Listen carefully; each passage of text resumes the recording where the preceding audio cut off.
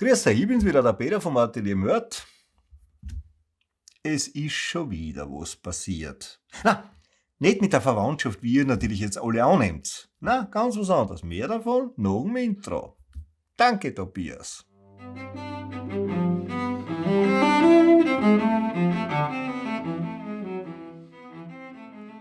Fangen wir mal mit der guten Nachricht an. Nachträglich an alle ein gutes neues Jahr.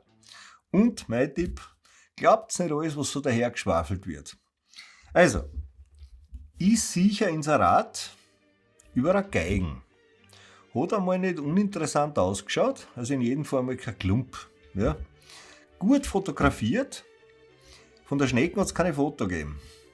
Wie ich die Geigen dann gesehen habe, habe ich auch gewusst, warum. Dann ein bisschen Schriftverkehr, ein bisschen telefonieren, Termin ausmachen, Geld anheben. Er wollte den Preis ja gar nicht nennen, dann habe ich nur gesagt, naja, wenn ich hinkomme, sollte ich ja Geld mitnehmen, also müssen die wissen, was sie kostet. Gut. Sind jetzt die Leute, wir wären uns vor Ort sicher einig? Genau, das ist die heißeste Idee. Er selber kann nicht kommen, sagen wir mal der Herr Professor, ja, weil er gerade auf Reha ist. Angeblich, man weiß ja nie, was genau ist. Er hat es aber organisiert, dass seine Frau mit der Geigen in das Kaffeehaus kommt. Gut, Frau war dort, ich war dort und noch zum optischen Aufputz die Tochter.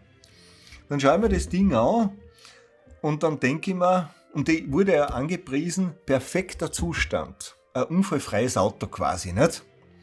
Und dann schaue ich mir das an und denke ich mir, Jössers, das ist ja komplett ein Spanhaufen. Dann hat mir die Frau erklärt, ja, aber es bewegt sich nichts an Rissen. Also damit ist es schon ein perfekter Zustand.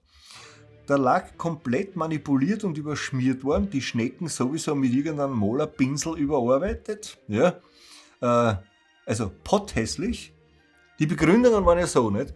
Er hat 30 Jahre lang die Geige mit Liebe gespielt, auf der Uni, im Konservatorium, also der Vollprofi schlechthin, also man kauft aus besten Händen vom Herrn Professor.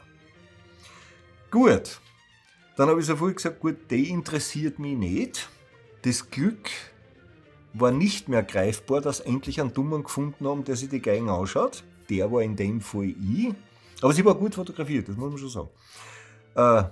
Natürlich auch kein Homolka-Geigen, die ist nicht einmal in meiner gehängt, dass man sagen könnte, ja, ein bisschen riecht sie schon nach Homolka. Das ist auch nicht der Fall. Ja? Und dann hat die Frau noch gemeint, dass ich mich anscheinend gut auskenne mit Instrumenten. Dann habe ich halt noch gesagt, naja, es gibt ein paar Leute, die behaupten das. Ich selber behaupte es jetzt nicht unbedingt oder immer. Natürlich kann man irren. Und dann hat der Herr Professor mitgekriegt, dass der glaubt jetzt, ich bin ein Geigenhandler oder Violinenhandler. Und ich bin ein Lugner. Das muss ich zurückweisen, weil ich habe ihm gesagt, wer ich bin. Er hat meine Telefonnummer und mit ein bisschen Grips in der Marine hätte er recherchieren können und hätte sofort gesehen, wer ich bin. Also ich komme nicht unter einem falschen Namen mit einem Toupet hin zum Beispiel, nicht? Ich habe ja meine Frisur, so wie ich es halt habe, nicht?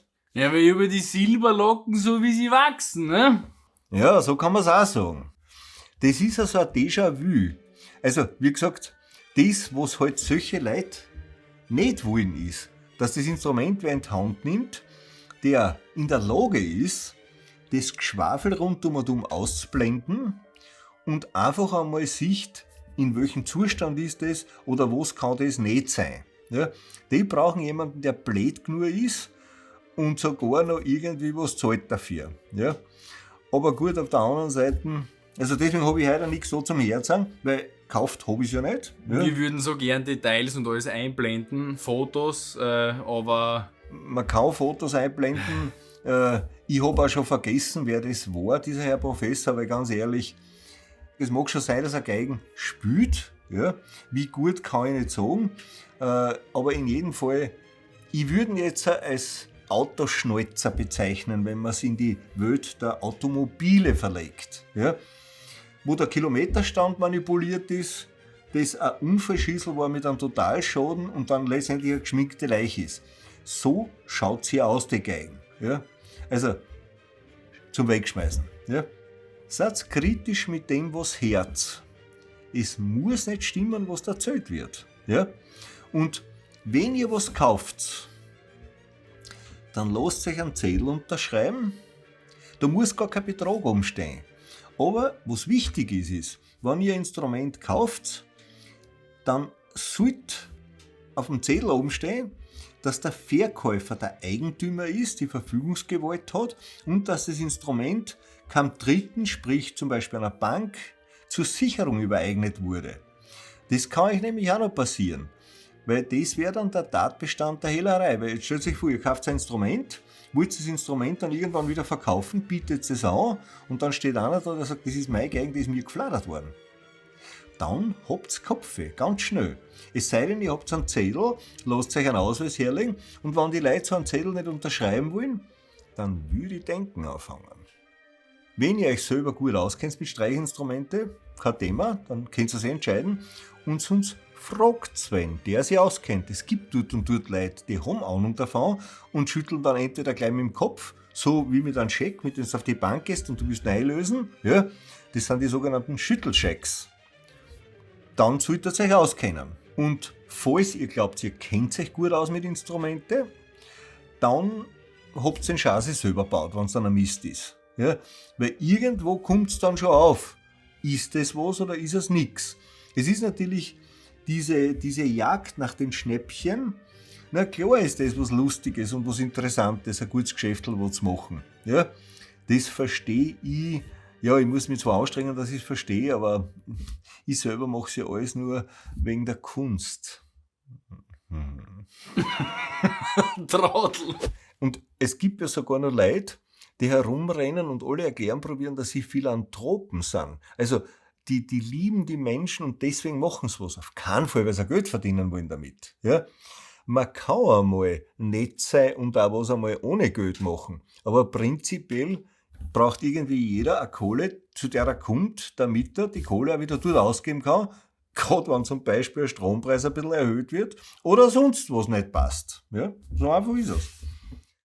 Wenn ihr Erfahrungen in der Richtung habt, mit, sagen wir mal, seriösen Verkäufern, schreibt es gerne in die Kommentare. Ich glaube, da bilden wir wirklich jetzt so eine Art große Community mit Leuten, die entweder verarscht worden sind oder wo der Versuch war, dass sie verarscht werden sollen. Genau. Und wenn ihr gerade frisch verliebt seid und für eure Freundin ein Instrument sucht, das ist keine gute Voraussetzung. Weil schlechtester Zeitpunkt. Shoppen zu gehen. Shoppen zu gehen, genau. Weil da quietscht die Kreditkarten, da ist alles im Minus dann. Ja? Und wer weiß, ob sie das überhaupt auszahlt. Ja? Na gut, in jedem Fall hat es mich gefreut, dass ihr wieder dabei wart im neuen Jahr 2023. Schauen wir mal, wie weit die Inflation noch gedeiht, was noch alles sonst passiert. Und ja, dann schauen wir. Bis zum nächsten Video. Pfiat euch. Ja, was? Ach so. Nein, gehst zu zum Mikrofon, ist ja wurscht, das war ja billiges. Wo ist denn der Drecksbogen jetzt da? Ach so, das ist die falsche Lade, bin ich deppert. Achso, ja, dann bist du wohl noch nicht ganz nüchtern. Ne? Was haben wir gesagt? Das kann sein. Das schaut bei mir jetzt ein bisschen darauf aus, dass du bald mein zukünftiger Kunde wirst. Gell? Sicher. Also, na so habe ich mir eigentlich nicht gedacht. Ach so. Dafür verdiene ich ja viel zu wenig für das Filmen. Ja, in dem Fall habe ich es mir sogar besser gemerkt aus deiner Erzählung. Ich glaube, aus erster Quelle habe ich es nicht gehört. Das würde ja heißen, dass du zeitweise zuhörst, wenn ich was sage. Das ist zwar jetzt irgendwie dir wichtig, dass du das von der Seele redest, aber für die Leute ist... Ja, ich bin gefragt. Was hast du noch stehen auf der Liste? Ja, ich könnte schon noch was über Radioaktivität machen. Natürlich, da sind wir Experten dazu. Ja. Genau, natürlich ein gutes neues Jahr. Und Lasst euch nicht blöd pflanzen. für einen guten Start ins Jahr lasst euch nicht von der Verwandtschaft ausnehmen. Ja, dann probieren wir mal. Los geht's! Nochmal klatschen, war das nicht gut? Du kannst da noch zweimal klatschen, das ist ganz... Ei. Ja, ich mit meinem Rhythmusgefühl, ja, ich meine, die lateinamerikanischen Tänze, die liegen mir im Blut. Wieso denk ich gerade Breitfuß? Ja, weil meiner Papa ein Schlosser gearbeitet hat. Bitte, Herr Kasper, geben Sie mir noch was von Ihrem Cognac, damit ich die Dummheit ein bisschen leichter ertragen kann. Vor Aber allem das, gut ist, wenn wir einen kleinen Wickel haben oder eine kleine Meinungsverschiedenheit und ich darf dann Untertiteln gehen und höre die ganze Zeit reden und denke mir, welche Meinungsverschiedenheit? bitte, was habe ich gesagt? Habe ich Meinungsverschiedenheit gesagt? Ha! Wenn man sagt, ja, heute nicht mehr Meinungsverschiedenheit, man sagt ja mit so einem Anglizismen, so ein Disput, Also ich glaube einfach nur, das ist ein Arschloch. trifft hier und da auf Leute wirklich zu. Und es gibt dann noch welche, die sind kein Arschloch, sondern einfach ein Arschloch. Jetzt sind wir wieder bei der Verwandtschaft.